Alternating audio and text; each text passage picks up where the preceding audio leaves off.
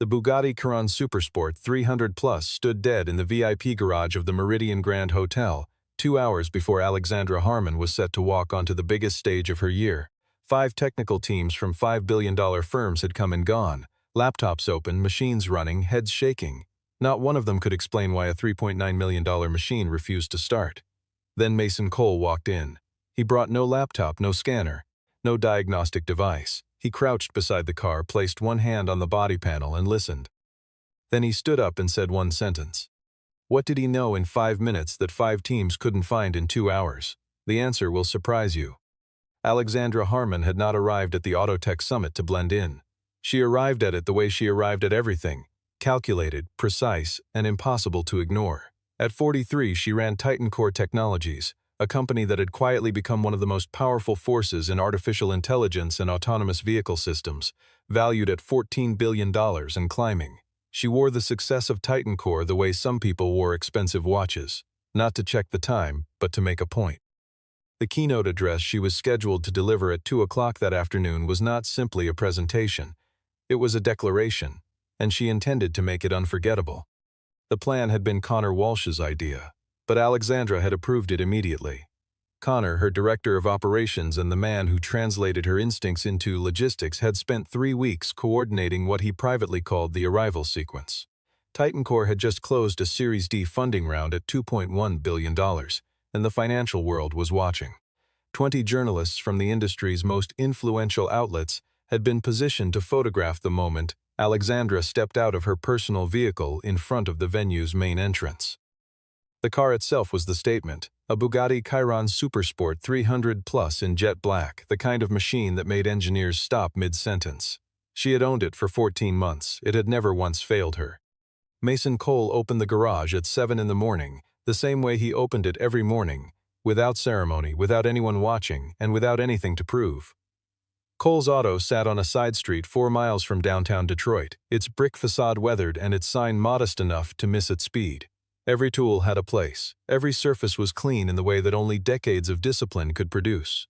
Mason was 39 years old, broad-shouldered and unhurried, with the kind of hands that remembered things his mouth rarely said.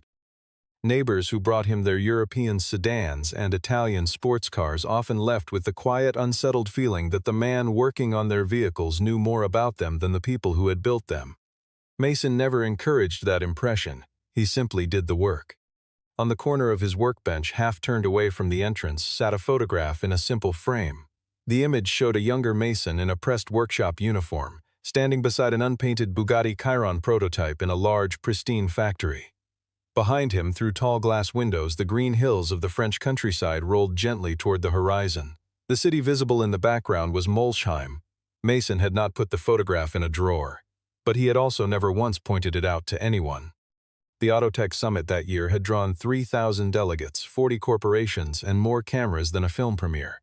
Cara Simmons, a senior technical reporter for AutoWorld magazine, had arrived 2 days early to research her centerpiece story, a long-form examination of how software had gradually come to dominate the luxury automotive space, absorbing decisions that once belonged to mechanical engineers. She had a notebook full of careful, hedged language and polished talking points from the executives she had already interviewed. She was hoping for something unexpected. When she arrived at the Meridian Grand on the morning of the summit, she noticed that the question most people in the lobby were asking was not what Alexandra Harmon would say from the stage.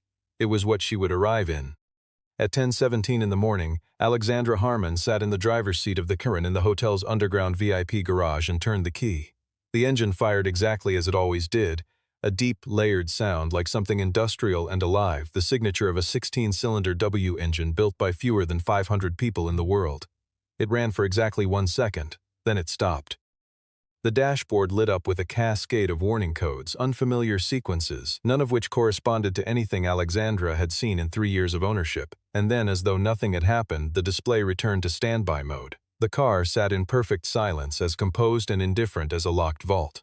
She tried again, same result. 1 second of engine life, then nothing. She tried a third time and a fourth, and each attempt produced an identical response. The brief roar of the W16, followed by absolute refusal. Alexandra Harmon was a woman who had built a company worth $14 billion from a rented office in her early 30s. She did not panic easily. But as she sat in the silent Chiron with the dashboard reading normal and the engine dead, she felt the particular cold of a problem she did not yet understand. She called Connor at 10:22. Connor Walsh received the call in his hotel room on the 4th floor, already dressed and reviewing the day's logistics. He listened to Alexandra's description without interrupting, and as she spoke he was already running the arithmetic. Keynote at 2, arrival and setup required by 1:30, roughly 3 hours to solve a problem on a car that no authorized dealership within driving distance could touch. He told her calmly, "I'll handle it." He had no idea yet how. He picked up his phone and began working through every number that might connect to a solution. The first call Connor made was to Autotech Diagnostic Corp., TitanCore's preferred high-performance technical support provider. The company operated on a priority contract with several major corporate accounts, and he reached their dispatch line in under 2 minutes. He was told a team would arrive within 25 minutes, acknowledged this, and returned to the garage, where Alexandra was standing beside the car with her arms folded and her eyes on the entrance. Neither of them said what they were thinking. There was still time. There was still a plan. What neither of them noticed, and what no one in the garage would notice until much later, was a faint, low-frequency electronic sound that pulsed briefly from the front of the engine bay each time the start sequence was attempted. It was not mechanical. It was the sound of a system trying to tell someone something in a language no one in the room had learned to hear. Jason Trent arrived at 10:45 with a team of 3 technicians from Autotech Diagnostics Corp., rolling a hard-shell equipment case on wheels that cost more than most people's cars. He was 52, gray-templed and confident, and he walked into the garage the way men walk into rooms they expect to leave having solved something. His team set up their proprietary OBD interface system in under 4 minutes and began reading. 23 fault codes came back across the Chiron's primary diagnostic channel. Every single one pointed to the central ECU, the electronic control unit that served as the car's operational brain. Jason reviewed the list with the practiced attention of someone who had seen dozens of European performance cars return from overseas service centers with identical readouts, and his conclusion was reached quickly and without doubt. He approached Alexandra and Connor and delivered it with the expression of a professional presenting a final, responsible verdict.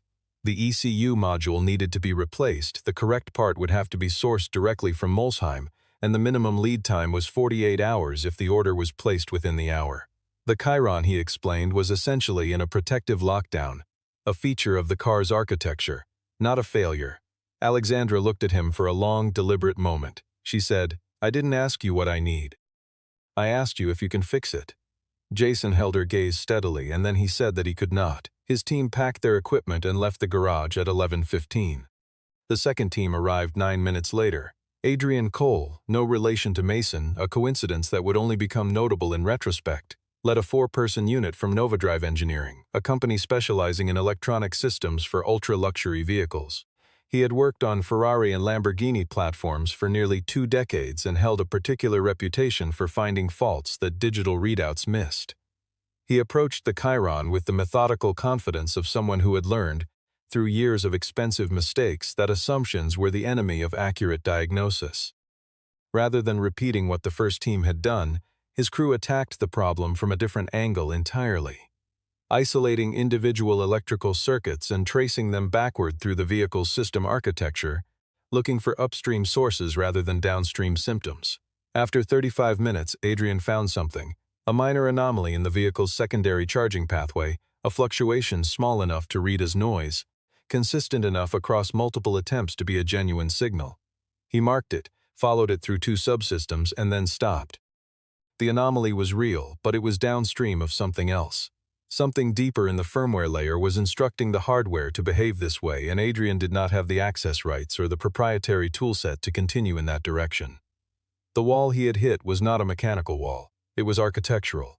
He told Connor honestly, "There's a firmware issue. You need a Bugatti engineer." He left at 12:05. Sebastian Marsch came from Stuttgart. He had flown in that morning for the summit itself and was reached by Connor through a mutual contact at a German automotive consulting group. Sebastian was 48, meticulous, and constitutionally disinclined toward conversation that was not technically productive. He greeted Alexandra with a single nod and did not speak again until he had spent 3 minutes walking silently around the exterior of the car. His diagnostic equipment was designed specifically for high-output W configuration and V configuration engines from Central European manufacturers, and he deployed it with the efficiency of someone who had used it hundreds of times. He went directly to the fuel system. After 22 minutes of measurement, he announced a finding. The fuel pressure in the primary delivery circuit was reading 3% below specification, a small variance, but on a vehicle with tolerances as tight as the Chiron, potentially significant. In his assessment, this discrepancy was causing the engine management system to deny the start sequence as a precautionary measure. He adjusted the auxiliary fuel pump output, recalibrated the target pressure setting, and stepped back to ask for a restart. The car fired for 1 second. Then it stopped exactly as it had done every time before. Sebastian stood in front of his diagnostic screen for 10 full minutes without moving or speaking, and the people around him gave him the space to do so, because silence from a man like Sebastian Marsh usually meant something was being carefully processed. When his conclusion came, it was delivered quietly. "The data needs to go back to our team in Germany for analysis," he said. Connor Walsh said nothing. He did not trust himself to say anything. The team left at 12:50. Hunter Blake was the youngest technical lead among the 5, at 41, and he arrived at 12:55 carrying a custom laptop that looked like something a defense contractor would commission. He ran a software diagnostics company called Precision Tech Labs, and his particular specialty was ECU-level firmware analysis, the kind of deep system work that sat at the boundary between automotive engineering and computer science. He did not attempt the standard OBD interface that the first team had used. Instead, he ran a proprietary protocol through the vehicle's secondary communication port, establishing a connection at a layer of the car's control architecture that the previous 3 teams had not been able to reach. It took him 20 minutes just to authenticate the connection. What he found after 40 more minutes of analysis was genuinely significant. A conflict embedded in the firmware itself, a logical collision between the traction management module and the passive safety system, 2 subsystems that were supposed to operate in synchronized parallel, but were instead locked in a continuous cycle of mutual override. Each time the ignition was attempted, the 2 modules effectively canceled each other. Hunter identified the conflict precisely. He constructed a targeted firmware patch to interrupt the override cycle and applied it carefully. Then he asked Connor to attempt a start. The engine ignited. For 2 full seconds, the W16 came alive, and the sound of it filled the garage, and Connor Walsh took one involuntary step toward the car, and Cara Simmons, who had been watching from the doorway, straightened without realizing she had done it. Then the engine cut again, and the silence returned as though it had never left. Hunter sat very still and looked at his screen. "This conflict isn't a bug," he said slowly. "It's being triggered by an external physical condition that I can't identify from in here. The firmware is responding correctly to something. I just don't know what that something is." He was the closest any of them had come. He left at 1:35. Elijah Ford had not been on Connor's original list. He was 55 years old, a former Bentley development engineer who had spent the last several years as an independent consultant to collector car restorers and private estates across the eastern United States. A contact of a contact had reached him at 11 that morning with a description of the problem, and something in that description had pulled at something in his memory. He drove his own truck to the Meridian Grand rather than sending a team. He arrived at 1:40, alone, carrying a single canvas bag of tools and a spiral-bound notepad with pages folded back from years of use. He was the quietest of the 5. He did not connect anything to the car. No cables, no diagnostic interface, not even a handheld code reader. He walked around the Chiron once, at a measured pace, the way a person walks around something they are trying to understand through proximity and attention rather than instrumentation. Then he began a manual inspection, systematic and unhurried, both hands moving across the exterior surfaces, his ear brought close to panels and seams, his fingers pressing lightly into areas around the front fascia and the wheel arches. When he reached the front left section of the engine bay, he paused. His fingers found the area around the secondary cooling system housing, and something in his expression shifted, not recognition exactly, but the proximity to it. "There's something wrong here," he said, to no one in particular, but he did not go further. The internal schematics he carried in his memory were for the Veyron generation, an entirely different engineering era more than 15 years removed from the Supersport 300+. The broad architecture he remembered, the generation-specific revisions he did not. He looked at Alexandra directly and said what it cost him to say, "I know what category of problem this is, I don't know how to reach it on this particular car." Alexandra turned away without speaking. It was not cruelty. She simply had no words left that were useful. Elijah Ford looked at the Chiron for a long moment before he picked up his bag and walked out, and something in the way he looked at it suggested that he understood, on some level, that someone eventually would. It was 2:05 in the afternoon. The keynote had already begun without its intended speaker. Connor Walsh stood in the middle of the garage with his phone showing 4 missed calls from the summit's event coordinator. Alexandra Harmon stood on the other side of the Bugatti, one hand resting on the roof, looking at nothing in particular. She had not spoken in several minutes. For the first time in a long time, she was standing in front of a problem that money and authority could not move. Cara Simmons, who had heard something through the journalist's network, stood quietly near the garage entrance with a camera at her side. She had not asked permission to be there, and no one had asked her to leave. Connor Walsh was not a man given to superstition, but by 2:10 that afternoon he was calling every automotive service provider within a 5-mile radius of the hotel, working his way down a list he had assembled in 20 minutes of urgent searching. Most said they didn't work on that kind of vehicle. One said they could send someone tomorrow. One did not answer. Cole's Auto was the 8th number he dialed. A man picked up on the 3rd ring and said with no particular inflection, "Cole's." Connor explained the situation quickly. A Bugatti Chiron Supersport 300 plus, unable to start, 5 technical teams already on site with no resolution, critical time pressure. The man on the other end was quiet for a moment. Then he said, "I can come take a look. Not I can fix it, not I'll have it running in an hour, just I can come take a look." Connor said yes before he had finished thinking about it. Mason Cole arrived at 2:20 in the afternoon. He had not hurried, and he did not look hurried. He carried a standard metal toolbox and had a small flashlight clipped to his breast pocket. He walked through the garage entrance and stopped for a moment, taking in the space, the lighting, the car, and the 2 people standing near it. Alexandra Harmon looked at him once, a single assessing look, the kind she gave to presentations in boardrooms and proposals on paper, and said nothing. Connor introduced Mason quickly, using his name and the name of his shop. Mason acknowledged this with a slight nod and then walked directly to the Chiron. He did not ask about the fault codes. He did not ask what the previous teams had tried. He did not ask about the maintenance history or the last service interval. He set his toolbox down beside the car, crouched low, and placed his left hand flat against the lower body panel near the front axle. Then he reached up and placed his right hand higher, near the seam between the front fascia and the chassis rail. He stayed in that position for nearly 45 seconds without moving. When he finally spoke, it was quiet, almost to himself. "All right, let's hear it." Connor Walsh watched from 6 feet away and felt the discomfort of a logical man confronting something that did not fit a logical framework. He had expected a laptop or at minimum a scan tool. What he was watching looked less like technical troubleshooting and more like a man listening to a voice only he could hear. Alexandra had not moved. Her arms were at her sides now rather than folded across her chest, which was for her a form of concentrated attention. Cara Simmons raised her camera, held it at chest height, and then slowly lowered it without pressing the shutter. Something in the quality of the moment felt too fragile to interrupt. The garage was quiet enough that the distant hum of the hotel's ventilation system was audible. Mason Cole remained still, his hands on the car, and the car remained still under his hands, and for a few seconds, the only thing happening in that space was a man listening and a machine deciding whether or not to answer. Mason reached for his flashlight and directed its beam into the area below and behind the left front wheel arch, angling it upward toward a narrow space between the secondary cooling loop and the main chassis brace. His hand followed the light. He was not reading a schematic. He was navigating from memory.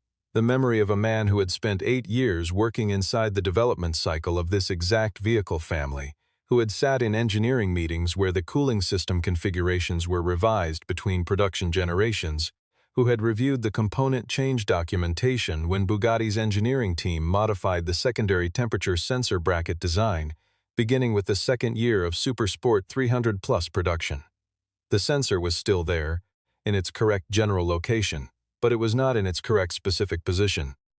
It had shifted, perhaps a few millimeters, perhaps from a minor road impact, perhaps from a vibration sequence no one would have logged. And in shifting, it was transmitting a temperature reading that was technically a reading, technically within a plausible range, but wrong. It was telling the car's safety architecture that the secondary cooling loop was approaching a thermal threshold that would, if real, indicate a risk of catastrophic engine damage. The safety system believed it. And the safety system, designed by engineers who took catastrophic engine damage seriously, had locked the entire start sequence. The car was not broken, it was protecting itself from a lie. Mason stood up, opened his toolbox, and removed a small angled wrench and a positioning tool. Not a specialized instrument, just a standard precision component that happened to be the correct size and geometry for the access point involved. He worked for 1 minute and 40 seconds. The sensor bracket was repositioned. He closed the toolbox, picked up the key fob from the center console where Alexandra had left it, and held it toward Connor. "Try it now," he said. Connor Walsh pressed the start button. The Bugatti Chiron Supersport 300 Plus ignited. The W16 woke up with the sound of something that had been waiting, deep and layered and unmistakably real, and it did not stop. The idle settled to its characteristic low frequency and stayed there, every system reading clean, every warning light dark. The car was running. Connor stared at the dashboard for 3 full seconds before he looked up. Alexandra Harmon had not moved. She was standing exactly where she had been standing, and her expression had changed in a way that was subtle and complete. Not shock, not relief, but the particular stillness of someone recalibrating what they believed they knew. Cara Simmons raised her camera and began pressing the shutter in the measured, unhurried sequence of someone who understands that the most important photograph is rarely the most dramatic moment. Mason Cole was putting his tools back into the box. Connor checked his watch. 2:27. 7 minutes since Mason had walked through the garage door. 5 minutes since he had started working. He looked at Mason, who was latching the toolbox closed with the same unhurried efficiency that had characterized every movement since his arrival. Alexandra crossed the garage and stood a few feet from him.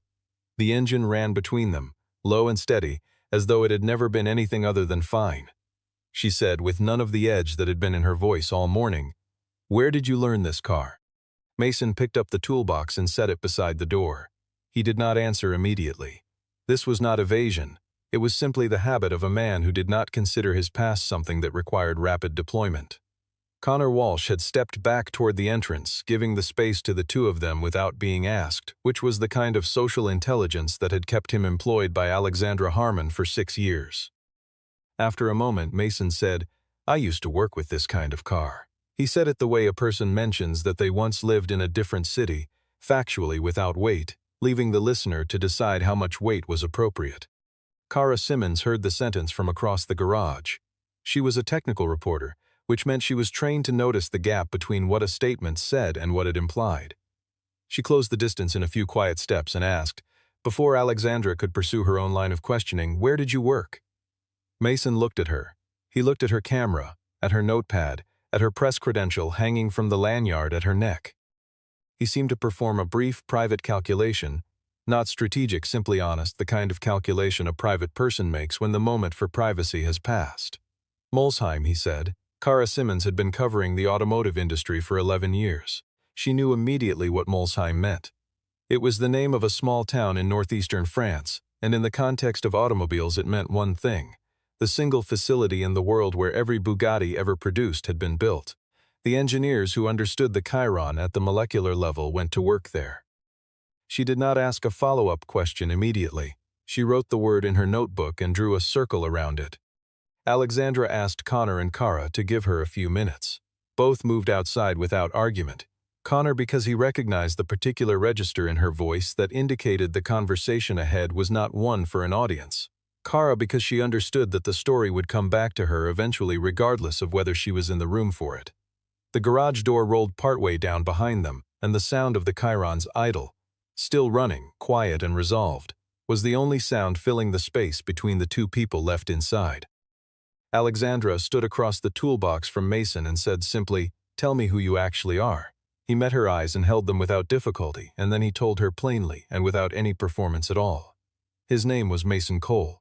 He had joined Bugatti Automobiles as a junior systems engineer at age 26, having come out of a mechanical engineering program with a thesis focused on thermal management in high-displacement engines, which was, as it happened, precisely the kind of background that Bugatti's recruitment team was looking for at the time. In the 8 years that followed, he had risen steadily until he led the development team for the W16 powertrain architecture. He had been part of the Chiron's original engineering committee. He had been in the room, specifically a glass-walled conference room in the Molsheim facility overlooking the production floor, When the secondary cooling sensor configuration was debated, revised, and then revised again after a test driver reported a thermal variance anomaly during a cold-weather endurance run in northern Sweden. The Supersport 300 Plus generation had a sensor bracket modification introduced in its second production year, a change made to address a micro-vibration pattern identified during extended high-speed runs. The modification was real. It was in the engineering documentation, but it had not been communicated broadly outside the Molsheim technical team, which meant that no third-party diagnostic company, regardless of how sophisticated their equipment, would have had any reason to look for it. No external diagnostic system would have found it, because no external diagnostic system carried the institutional memory necessary to know what to look for. The system that Hunter Blake had nearly reached, the firmware conflict, the override cycle, was the car's correct response to a physical input that no one else in that garage could have named. Alexandra listened to all of this without speaking. She was, among her many qualities, a good listener when the information was worth her attention, and this information was worth her full attention. When Mason finished, she asked the question she had actually wanted to ask from the beginning. Why was he here, in a small garage on a side street in Detroit, and not somewhere that reflected what he had just described? Mason was quiet for a moment. The Chiron ran steadily between them, its idle even and unbothered. Then he said, "My wife died 7 years ago. I needed to stop moving and stay in one place. A garage was something I could do completely, no travel, no facilities in 3 countries, no calls at midnight from Europe. I wanted to work on cars in the same building every day and go home at night." He said it without apology and without self-pity, which made it, in its plainness, one of the most honest things Alexandra Harmon had heard anyone say to her in a long time. She had built her career inside a world that rewarded the appearance of composure, and she had gotten very good at recognizing when composure was genuine and when it was constructed. Mason Cole's composure was genuine. She stood with the information for a moment, looking at the Chiron. The engine ran on between them, patient and steady, as though it had been waiting its whole life for someone to find the right thing to say to it. The summit's event coordinator was, to his significant credit, a pragmatic man. When Connor Walsh called at 2:35 and explained that Alexandra Harmon would be arriving shortly and required the keynote slot shifted to 4 o'clock, the coordinator moved 3 sessions, renegotiated 2 room bookings, and sent a revised schedule to 3,000 tickets devices within 40 minutes. He did not ask what had caused the delay. In his line of work, the answer to that question was rarely worth the time it took to get. Alexandra drove the Chiron out of the Meridian Grand Garage at 3:15, alone, the same way she had always intended to arrive, no convoy, no escort, just the car and the road and the engine that had refused to run for 2 hours and was now running as though it had never considered doing anything else. Cara Simmons, who had been standing outside, watched the car clear the ramp and turn onto the boulevard, its engine audible half a block away and then a full block away and then gone. She was already composing the opening line of her article in her head. It would not be about technology. It would be about knowledge, and where it lives, and what happens when the two things come apart. Alexandra Harmon walked onto the Autotech Summit stage at 4:03 in front of 2,900 delegates. 300 had left when the schedule shifted, but the rest had stayed, which was itself a statement about the weight of her name. The Chiron was parked outside the main entrance, visible through the floor-to-ceiling glass of the convention hall. She stood at the podium for 2 full seconds before she spoke, which was 2 seconds longer than her prepared remarks required, and everyone in the room understood that something had changed. She did not begin with the Series D announcement. She did not begin with the market projection slides her communications team had prepared. She began with the story of that morning, not as an embarrassment, not as a clever anecdote, but as a precise and unflinching account. She described the 5 teams, their equipment, their collective intelligence, the diagnostic systems brought to bear on the problem one after another. She described the silence that had settled over the garage after the 5th team left. And then she described a man with a toolbox and a flashlight who had arrived with no promises and no preamble and done in 5 minutes what 2 hours of institutional expertise could not. She did not use Mason's name. She did not need to. What she said instead was this: real knowledge doesn't need a logo, it doesn't need a conference room or a slide deck or a press release. It needs years, enough years to become part of the person who carries it. That is the kind of knowledge that actually builds things. And it is the kind of knowledge that this industry, and every industry that depends on what we build, desperately needs to find ways to recognize before it quietly goes home and locks the door. The room was quiet for the kind of moment that happens in large audiences when something unexpectedly true has been said aloud. Then the applause began, not the polite, measured kind that follows a well-executed presentation, but the louder, longer kind that means something has landed. Cara Simmons, seated in the second row with her notebook open, did not look up. Hunter Blake, sitting near the back of the hall after leaving the garage at 1:35, was very still. He had understood immediately, as the story unfolded from the stage, who the man with the toolbox was. He understood what the secondary cooling sensor meant, and why he had been unable to identify the physical trigger behind the firmware conflict his own software had detected. He was not humiliated by this. He was taking notes. There was something specific he intended to research when he returned to his lab, and Mason Cole, a man whose name he had not been given, had pointed him toward it without ever having spoken to him. After the applause settled and Alexandra moved into the substance of her address, Cara Simmons slipped quietly out of the hall and drove back to Cole's auto. The garage was still open. The lights were on. She found Mason reassembling a fuel injector on a late-model German sedan and waited until he set it down before she spoke. She told him she had been in the garage that morning and had seen what happened. She told him she was writing about it. He did not object. She had one question she wanted to ask before she finished the piece, and she wanted to ask it in person. She asked him if he regretted leaving behind what he had built at Bugatti. The years, the access, the recognition, the proximity to work that only a handful of engineers in the world ever got close to. Mason looked at her for a moment and then said he would answer, but he needed to think about how to say it correctly. Cara Simmons waited. She was a patient person when the answer was likely to matter. Mason Cole looked at the floor of the garage and then looked up. "I didn't leave it behind," he said. "I took it with me. The difference is that I'm no longer measured by what I left there." He said it without emphasis, without the rhetorical weight a person adds to a line they have rehearsed. It sounded like something he had arrived at slowly over several years and had not particularly expected to say out loud. Cara wrote it down exactly as he had said it. She had written thousands of quotes in 11 years of reporting, and she recognized immediately that this one would close her piece. Alexandra Harmon called Mason Cole at 8:45 that evening. He stepped outside the restaurant to take the call. She told him that Titan Core Technologies was entering a new phase of its autonomous vehicle hardware division, and that the division was encountering a recurring class of technical problem, a gap between the software diagnostics its teams relied on and the physical system behaviors those diagnostics were failing to capture. She was not calling to offer him a position. She was calling to ask if he would be willing to serve as an independent technical consultant, retained on his own terms, working at his own pace, with no obligation to travel, no internal title, no reporting hierarchy. He could keep the garage, he could keep his schedule, he could decline any assignment he chose not to take. She made the offer in approximately 90 seconds, which was considerably less time than most people took to explain what they were asking for. Mason stood on the sidewalk with the street noise around him and listened to the offer in its entirety, and then he was quiet for long enough that Alexandra heard the traffic on his end of the line and understood that he was actually genuinely considering it. She did not fill the silence.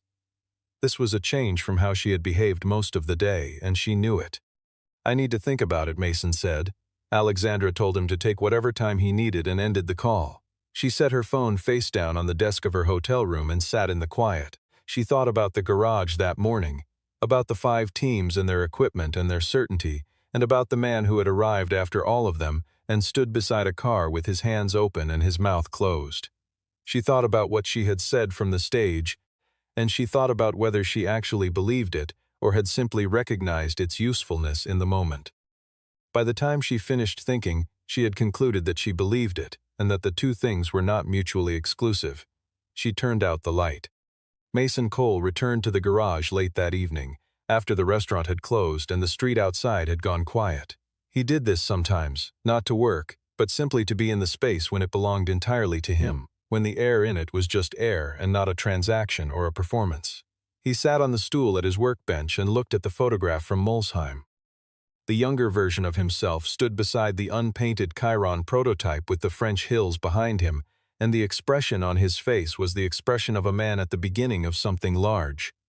Not certain of where it would lead, but certain that it was worth following. Mason had forgotten that the younger version of himself had looked like that. He looked at the photograph for a long time, letting himself look at it without immediately looking away, which was what he usually did. He did not turn it face down, which was the other thing he usually did when the past pressed too closely on the present. He left it where it was, angled slightly toward the room the way it had always been before he had started turning it away. Nothing had been decided. He had not said yes to Alexandra Harmon's offer, and he did not know yet if he would. There were real reasons to say no: the simplicity of the garage, the particular completeness of a day that started and ended in the same building, the peace of not being measured by what he knew. But there were also, he was beginning to admit to himself, real reasons to consider otherwise. He had fixed a car that morning that 5 well-resourced teams could not fix, and the experience of doing it had not felt like a return to something he had left. It had felt like a confirmation of something he had always carried. He turned off the workbench lamp, locked the garage, and drove home through the quiet streets of Detroit. And the city moved past the windows in the dark the way it always did, familiar and unchanged, asking nothing of him that he had not already decided to give.